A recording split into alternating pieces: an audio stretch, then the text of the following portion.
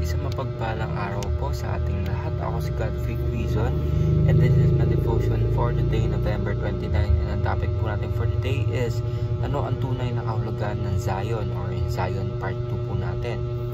So, Zion po in scripture often refers to Jerusalem, the city of David, the Temple Mount, and the dwelling place of God's presence. Yet the prophets look beyond the earthly physical city to a greater spiritual reality, God's eternal dwelling with His people. The New Testament, Zion is fulfilled in Christ, the cornerstone of God's temple and His church, the New Covenant community. In other words, Zion is a historical city that finds its spiritual meaning and fulfillment in the church, the temple of the Holy Spirit, the New Jerusalem, and the city of God. So, ang ating scripture for today is Isaiah chapter 2 verse 1-4. Basahin ko po. In the last days, the mountain of the Lord's temple will be established as the highest of the mountains. It will be exalted above the hills, and all the nations will stream to it. Many people will come and say, "Come, let us go up to the mountains of the Lord, to the temple of the God of Jacob. He will teach us His ways, so that we may walk in His path. The law will go out from Zion, the word from the Lord from Jerusalem. He will judge between the nations and will settle disputes for many people. They will beat their swords into plowshares and their spears into pruning hooks. Nations will not take sword against nation, nor will they train for war anymore." So, sa Diyos po lahat ng pagpurian, ano?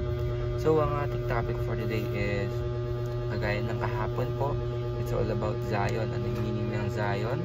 Dati po kasi sa Old Testament, ito po, explain dito na yung Zion ay sa Old Testament na Jerusalem or in Temple Mount. Pero of course ngayon po ang meaning talaga ng Zion according to the other prophets na hindi lang tinitingnan kung saan lugar, kundi yung tao mismo na naniniwala sa ating Panginoon. So that is why Zion means Jesus and His followers. Ibig sabihin kung sino yung mga naniniwala sa ating Panginoon, that is His church, that is the Zion mismo. So teachings natin for today is, in the last days, Mount Zion will be revealed and exalted. Ibig sabihin po nun, yung last days ngayon po, yung ating time, ng ating era, na ma-exalt ang ating Panginoon.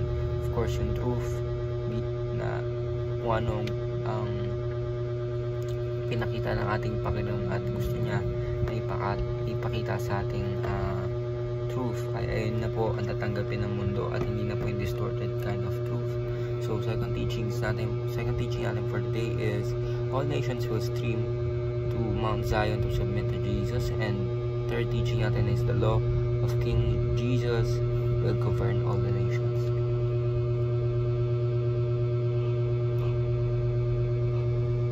So ibig sabihin po, ang ating Panginoong Yesu Cristo po ang mamumuno after niya po bumaba, and hindi pala after bumaba, before pa bumaba ang ating Panginoon, and it is through us Christians na kung saan tayo po ay